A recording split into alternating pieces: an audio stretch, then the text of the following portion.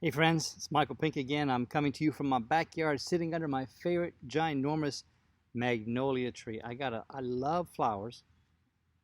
Magnolias have the most magnificent fragrance, and I'm sitting right underneath them as they're blooming right now. I thought I'd pick one.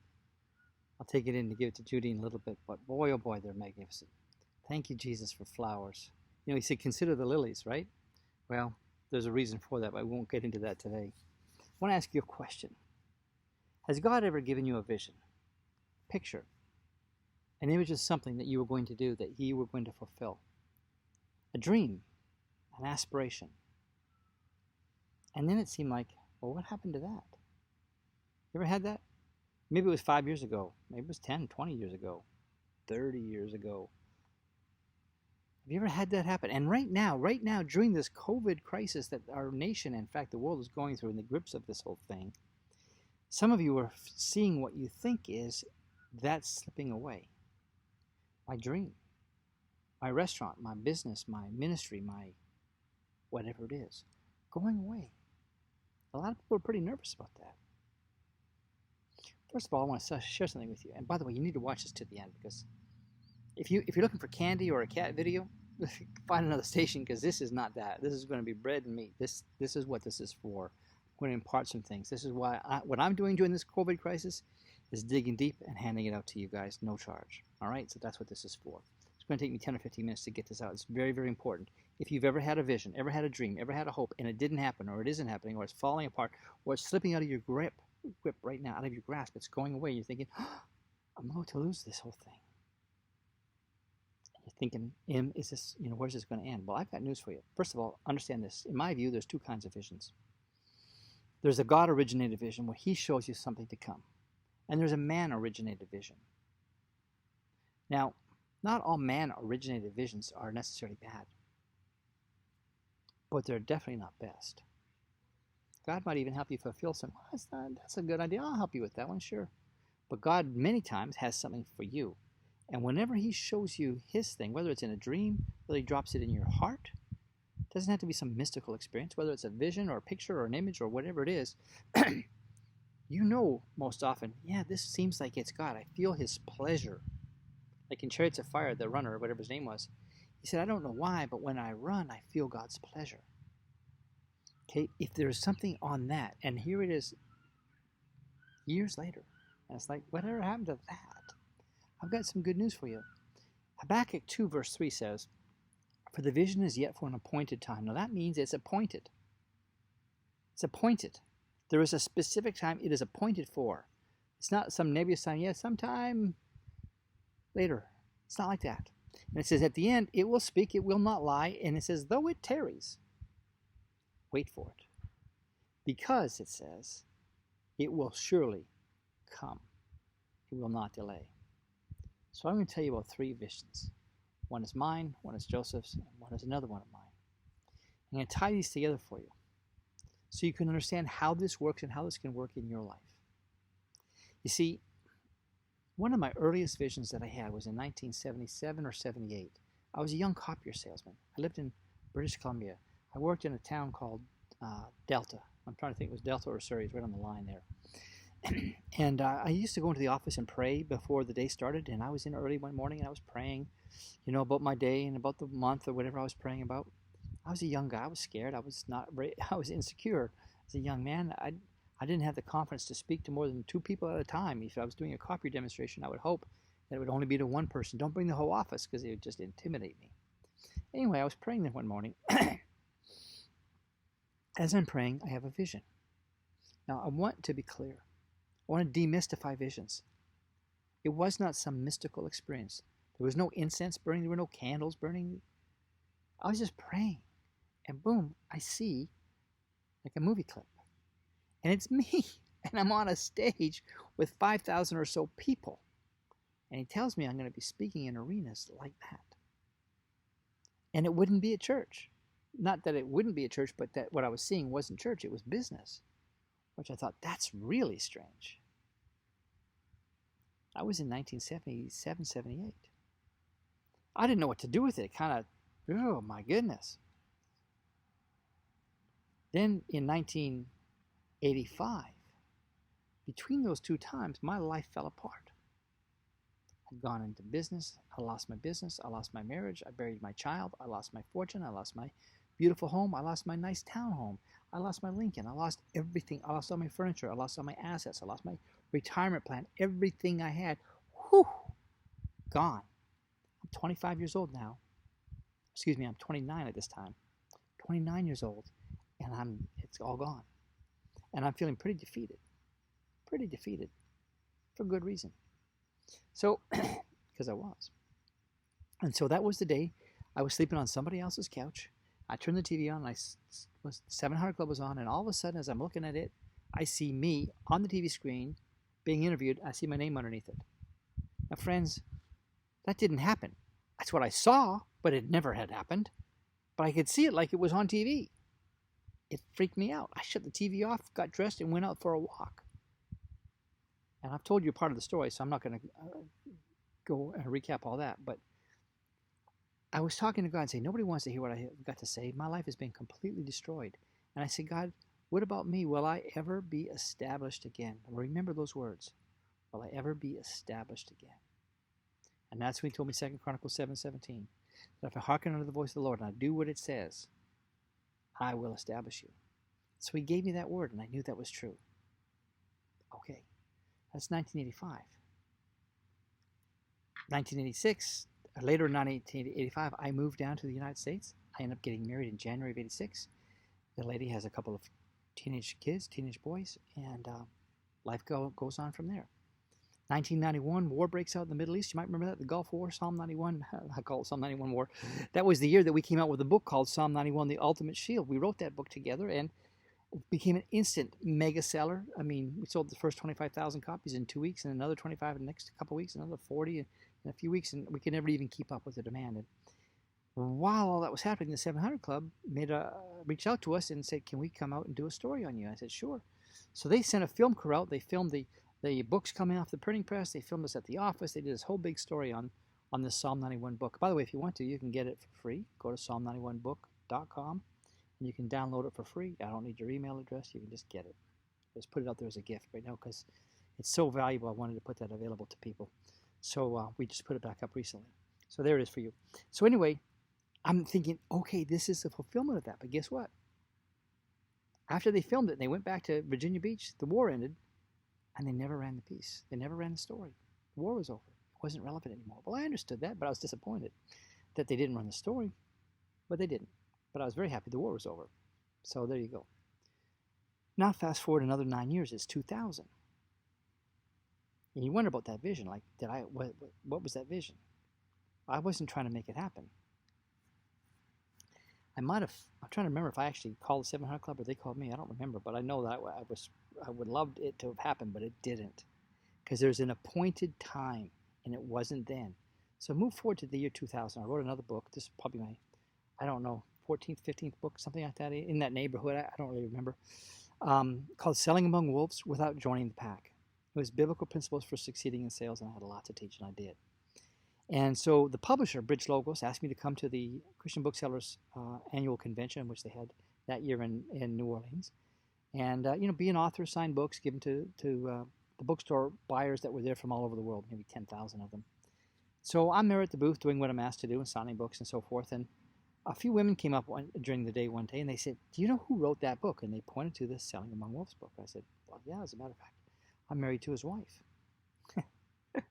And they said, they had to think about it, and they go, oh, so you're the author? Yeah, I'm the author. So they asked me a few questions, and that's when I noticed the name tag said Senior Guest Coordinator for the 700 Club. I thought, wow. Well, long story short, they booked me for October, first week of October, I think it was, in 2000, to come be on the program. Well, I thought, great, this is it.